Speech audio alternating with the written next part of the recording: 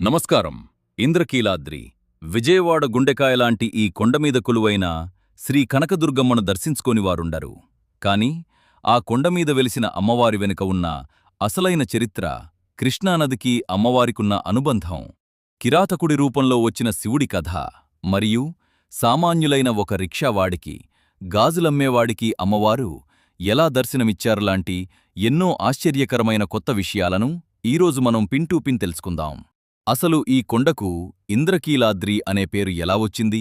కృతయుగంలో కీలుడు అనే ఒక యక్షుడు అమ్మవారి గురించి ఘోరమైన తపస్సు చేశాడు. ఆ తపస్సుకు మెచ్చి ప్రత్యక్షమైన అమ్మవారుని కీలుడు, తల్లీ, నువ్వు ఎప్పటికీ నా హృదయంపైనే నివసించాలి అని కోరాడు. అప్పుడు అమ్మవారు, నువ్వు పవిత్రమైన కృష్ణానదీ తీరంలో ఒక కొండగా మారి ఉండు. నేను మహిషాసురుని సంహరించిన తర్వాత నీమీద వెలుస్తాను అని మాటిచ్చారు. అలా అమ్మవారు అష్టాదశ భుజాలతో, అంటే 18 చేతులతో ఈ కొండమీద స్వయంభూగా వెలిశారు. ఇంద్రాది దేవతలంతా ఇక్కడికి వచ్చి అమ్మవారిని పూజించడం వల్ల ఈ కొండ ఇంద్రకీలాద్రిగా మారింది. చాలామందికి తెలియని విషయం ఏమిటంటే, మొదట్లో అమ్మవారు కొండమీద కాకుండా కొండ కింద అత్యంత ఉగ్రరూపంలో ఉండేవారు. ఆ రౌద్రరూపాన్ని చూసి భక్తులు ఆ దరిదాపుల్లోకి వెళ్లడానికే వణికిపోయేవారు. అప్పుడు 8వ శతాబ్దంలో సాక్షాత్తు శ్రీ ఆదిశంకరాచార్యులవారిక్కడికి వచ్చి అమ్మవారి ఉగ్రరూపాన్ని శాంతపరచటానికి అత్యంత శక్తివంతమైన శ్రీచక్రాన్ని ప్రతిష్ఠించారు. ఆ తర్వాతే అమ్మవారిని కొండపైకి మార్చారని ఒక చారిత్రక కథనం. అప్పట్నుండి అమ్మవారు అత్యంత ప్రశాంతంగా, చిరునవ్వుతో అందరికీ దర్శనమిస్తున్నారు. ఇక మహాభారత కాలంలో ఇక్కడే ఒక అద్భుతం జరిగింది. పాండవుల అరణ్యవాసంలో అర్జునుడు పాశుపతాస్త్రం కోసం ఈ ఇంద్రకీలాద్రిపైనే శివుని గురించి ఘోర తపస్సు చేశాడు. అర్జునుని పరీక్షించటానికి పరమశివుడు ఒక కిరాతకుడి రూపంలో వచ్చాడు.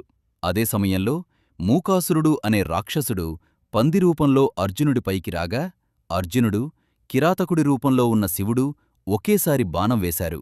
పందిని నేనే కొట్టానంటే నేనే కొట్టానని ఇద్దరి మధ్య భీకర యుద్ధం జరిగింది.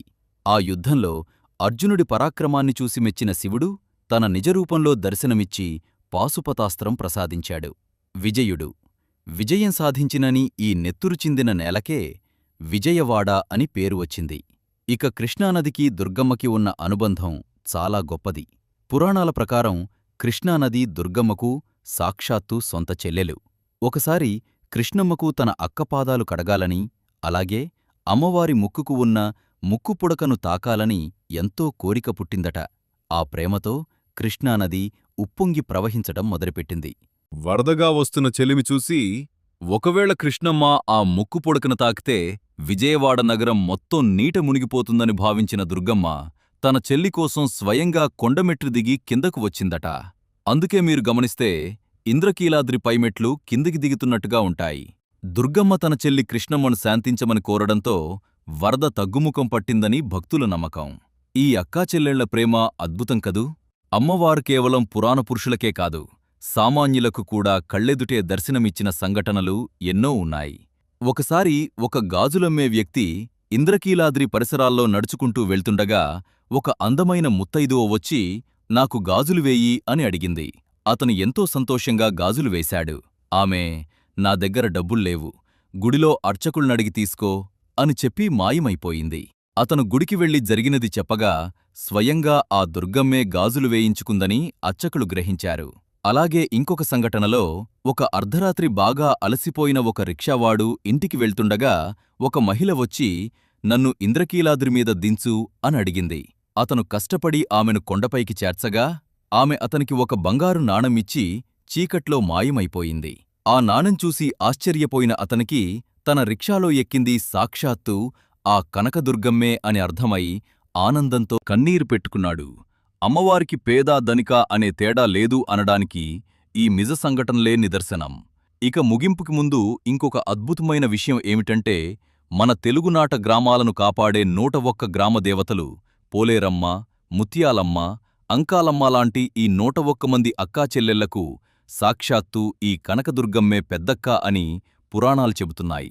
ఈ మహాశక్తి అంశ నుండే ఆ 101 మంది దేవతలు ఉద్భవించి ఊరి పొలిమేరల్లో గ్రామదేవతలుగా కొలువై ఉన్నారని నమ్ముతారు. అంటే ఈ ఇంద్రకీలాద్రి ఆ 101 దేవతల శక్తులన్నింటికీ మూలస్థానమన్నమాట. చూశారు కదా, ఇంద్రకీలాద్రి కేవలం రాళ్లతో కట్టిన ఒక సాధారణ గుడి కాదు, యుగయుగాలుగా భక్తులను కంటికి రెప్పలా కాపాడుతున్న ఒక సజీవ శక్తిక్షేత్రం. దేవుళ్ళు రాక్షసుల యుద్ధాలకు సాక్ష్యంగా నిలిచిన ఆ నేలమీద కింద ప్రవహిస్తున్న ఆ కృష్ణమ్మ అడల చప్పుడులో ఈ రోజుకి ఆ దుర్గమ్మ గజ్జెల సవ్వడు వినిపిస్తూనే ఉంటుంది.